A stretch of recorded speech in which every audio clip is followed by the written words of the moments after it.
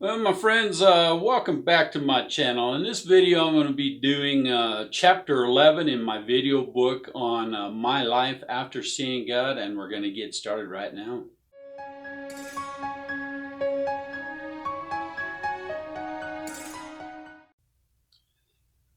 Well, my friends, you know that if you watched chapter 10, you know I had to resign from my position as a chaplain for Cowboys for Christ. The reason is because things were getting really busy at the One Heart Ranch Ministries Retreat Center. And as you can tell, I'm sitting in front of the mural that I painted that actually has the retreat center on the mural. So you can see from the house over here on this side all the way around to the barn. That was the retreat center. And you also know, if you look back there, it's the train that was running around the track that actually caused a whiplash injury that broke my neck, that took me into full-time ministry because I had entered into the presence of God and pleaded for a second chance to come back and help people. I've been doing that ever since this event. So I'm going to be talking about some events that happened at the One Heart Ranch Ministries in the year of 2006 to the year 2008. So I want to get started. I want to talk about some significant changed lives that happened because of the One Heart Ranch Ministries. And as you know, the theme of the ranch was where hearts through a horse were healed. Now, a lot of people came out to that ranch. In the period of 4 years that I actually operated that ranch, 2,000 people came through the gates of that ranch. They had a need that they needed to be fulfilled, and it was a need of some help in one way or the other. Most of that was an emotional need, whether they needed reinforcement, they needed security, they had a passion for horses, they wanted to learn how to ride a horse, or they just wanted to be a part of something that the valley had to offer them. So I want to talk about 4 or 5 specific stories.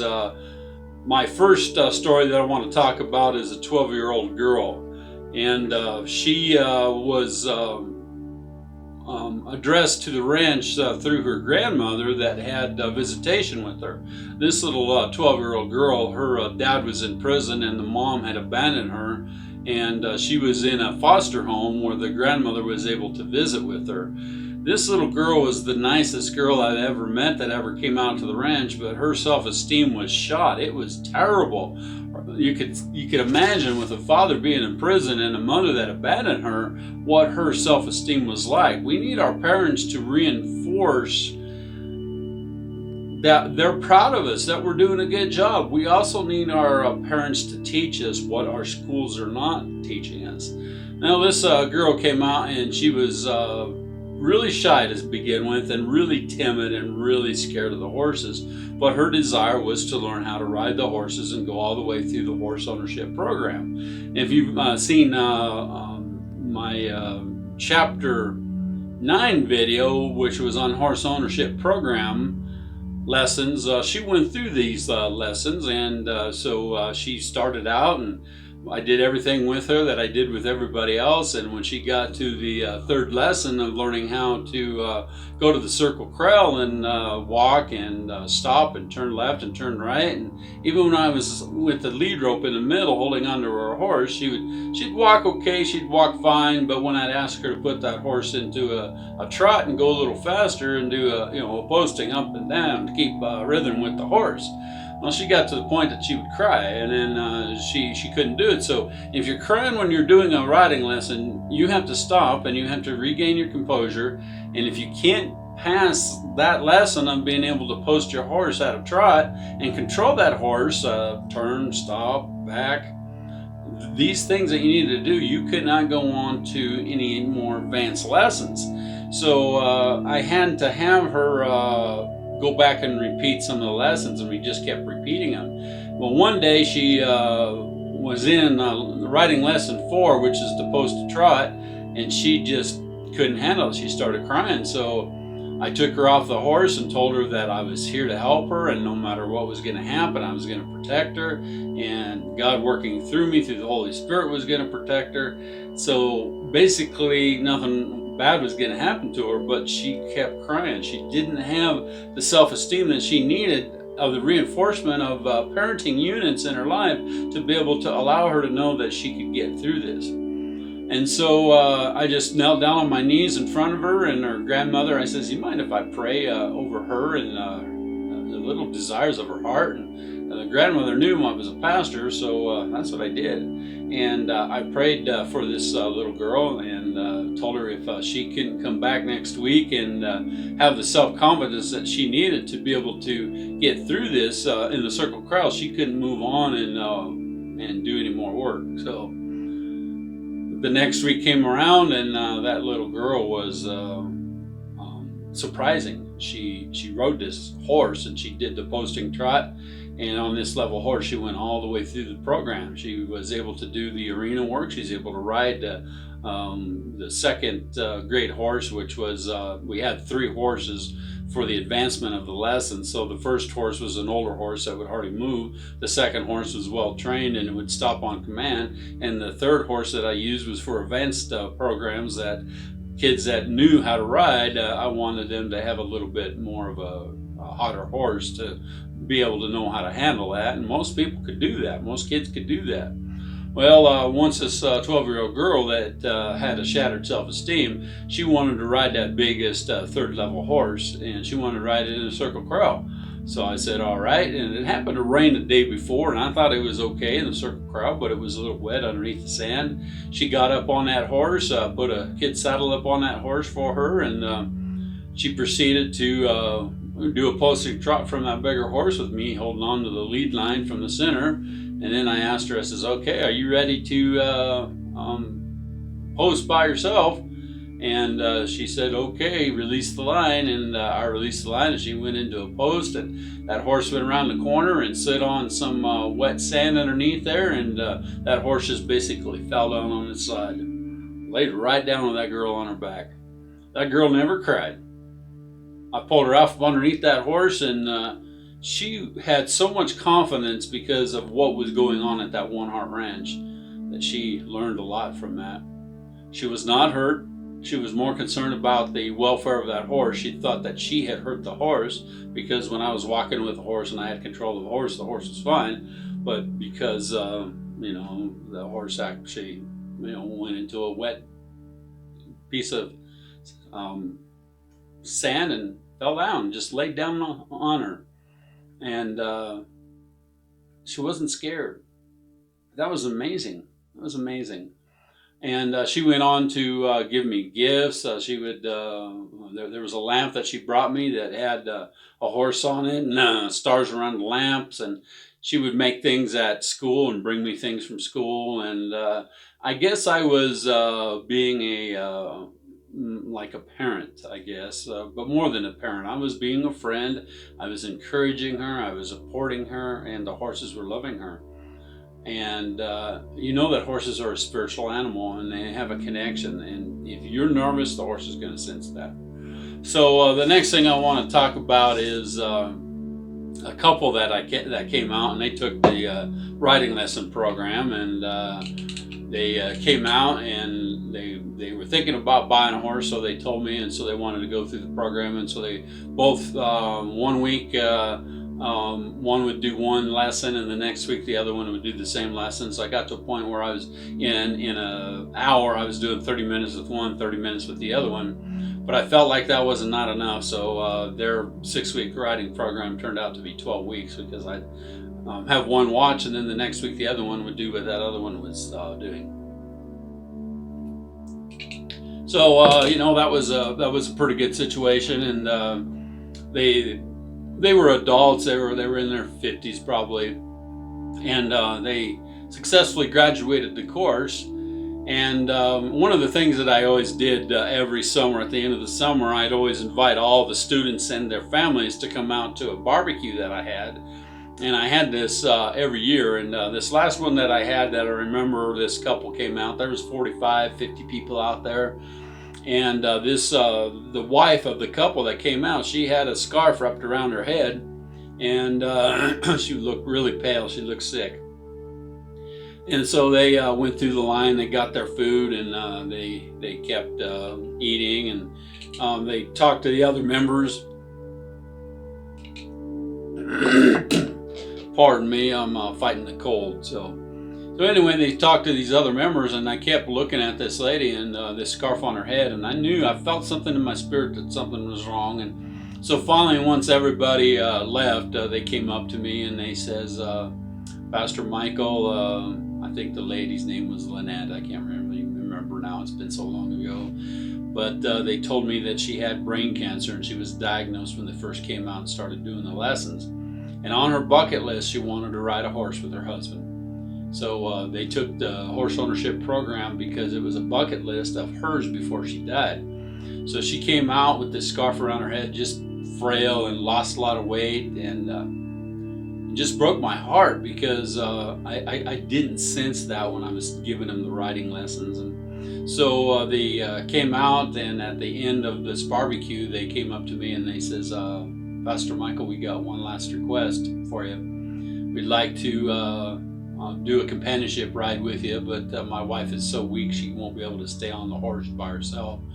So most of the time when I did a trail ride with somebody, a companion ride, I'd saddle up 3 horses. One of those horses would be one that I would ride. Well, in this one, I saddled up 2 horses, one for the husband and one for the wife. I put that lead rope on that horse and hooked up the bridle, of course, over the top of the halter, and I walked around that trail for an hour, holding on to this woman so she would keep her balance, and we walked slow, and her husband was on the other side of her, and they took one last ride. And I read in the paper a couple weeks later that she had passed away from terminal brain cancer. Sometimes God works in mysterious ways, my friends, and He uses horses in that situation to touch the heart of that little woman, give her one last wish that she had. So another story that I'd like to talk to you about is a pastor's appreciation dinner that I had, and pastors were the compassion of my heart. Pastors in the valley, in any valley, pastors are the hardest hit by the trials and the struggles that they go through. They have to get up every Sunday and they have to stand up in front of their people, whether they're sick that day or they're not feeling good or they had a bad moment. Satan works in the lives of pastors and he works against them, and they're the hardest hit. I know that from being a pastor myself, and that's hard sometimes when we're trying to fight against the evil schemes of this world, but yet we're trying to put on the armor of God and help people. So I would do a monthly luncheon for pastors, and in this event I had about 12 pastors that came out from different churches, and I like to do that. And so we had a meal, and then my mom cooked the meal for them. But before we cooked the meal, I did a little presentation. I played my guitar and I sung a few songs. I did a little sermon message on the spirit of a horse and why horses are so amazing. You know that there's horses in heaven if Jesus is coming back on a white horse. And so those pastors came out, and then we went out to the barn to actually I handled a horse for them, showed them kind of what I do in my riding lesson program, to if they wanted to have some time with a horse to kind of to vent and release and relax and be around a horse that you know is in heaven, then they could come out to the One Heart Ranch. And so in that 20 minutes that we were out in the barn, my mom transformed the chapel room to a banquet room, and 12 pastors sat around the tables and we ate. We had a meal together. That was probably the most special event for the pastors. And so I started spreading the word and wanted to hold this monthly pastors appreciation luncheon every month for different pastors. And so for me it was a challenge of reaching out to church pastors, tell them what I was doing. But once they found out what I was doing, and we was putting advertisements on the radio, and I would just send out emails. And so we did. We had pastors appreciation lunches. Another story I like to tell you about is the Girl Scout camp. One of the last camps that we had out there was 28 girls, and they started out and they were kind of hostile. They were kind of, I guess, arrogant and prideful. As you know, those kind of people do not inherit the kingdom of God. And so I met with them, and there was this one particular girl. She was just obnoxious. She was just ornery. That's the polite way to put it. And so I started out, and we divided the girls into two different groups, and in the morning, one group stayed inside the clubhouse and they worked on horse things. They came up with stories. They did crafts, and my mom was kind of overseeing that in between cooking meals. The Girl Scout camp had 6 chaperones or volunteers that would come out and help them, so they helped out quite a bit. I had a mural on the wall, and those girls were working on painting and helping me finish the mural. And in different situations, different events that happened. But there was an event that we were doing out there on that weekend retreat, and I was working with the girls, and so I had half of the girls in my team up on one end of my barn and the other half down at the other end of my barn. So we would make turns, and I would be telling the girls that was up on the horse, I'd be leading the horse, they'd be handling that horse, and I would ask the girls on either end to say basically what we're doing wrong, and so we could do it right. Are we reining the way we're supposed to? Are we using the leg cue when we're turning the horse left, or using the other leg cue to turn the horse right? Is our posture good, and are our heels down, our toes up, things like that? And this girl said to me, she says, why are you always pointing out the negativity of what we're doing? Why can't you point out the positive and reinforce that, and keep reinforcing the positive? And then when we realize what we're doing wrong ourselves, we can edify our own positiveness in our life. And I thought that was pretty cool.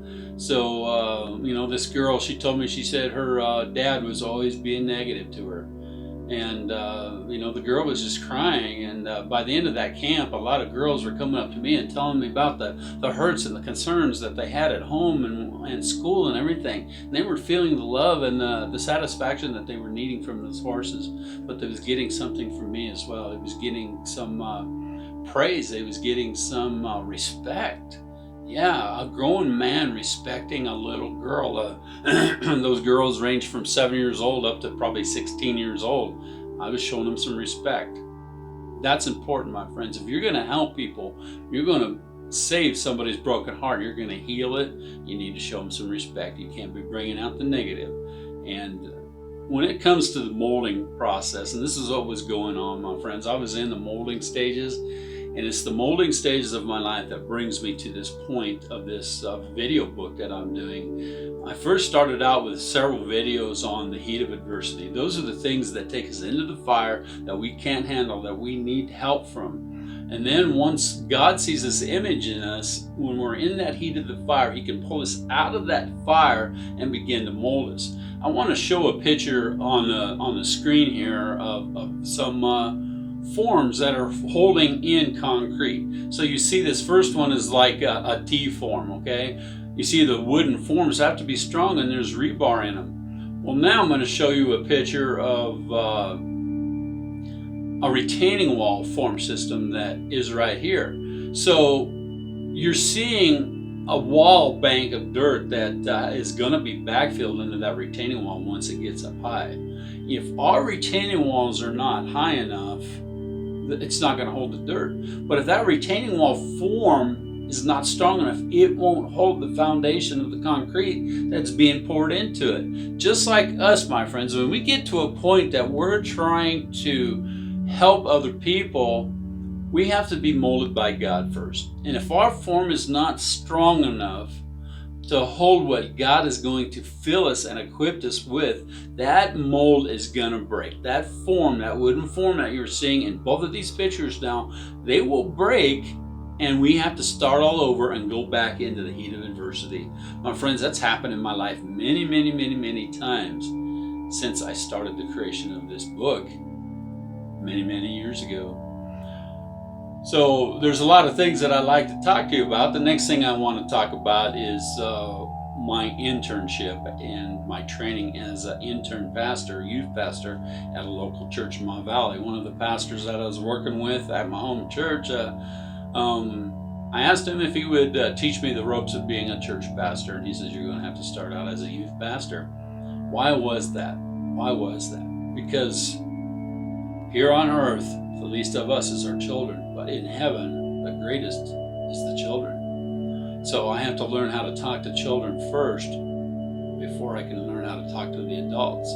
So I did several kids talks in front of my church. I also did teaching materials, not teaching materials, but the pastor was teaching me. He was giving me different assignments based on different scriptures of the Bible on what his church denomination believed in. And I'd have to do an essay. And if I was wrong in that essay, he would tell me it needs work. Go back and fix it. Then he would tell me the things to fix. He wouldn't give me the answer. He would tell me to keep doing it until I figured it out. That happened out a lot, my friends. It's part of the molding stage. Okay, so there's a couple other things that I'm doing that are going to be coming up in some upcoming chapters of this video playbook that are molding. You might be thinking, well, Pastor Michael, God has been using you all this time, and if using me is the fourth step of going through the refiner's fire, why am I still on the molding process when God is using me? Okay, God is not using me yet, my friends. He's molding me to be filled and equipped with something. Okay, I'm not going to talk about that right now because I don't want to give away some future chapter information yet. But when we're being molded, my friends, we have to have a strong foundation to hold the concrete or whatever God's going to fill and has equipped us with. And that's what was going on in my life, and that is continuing in this series playbook that I've got now. In chapter 12, my friends, we're going to talk about my adventure as a missionary cowboy evangelist. That's coming up in the next chapter. As you can see, a picture right here was me playing in the moonlight and strumming my guitar in front of a bunch of people. That's coming up in chapter 12. Until then, my friends, may God bless you. We'll see you soon.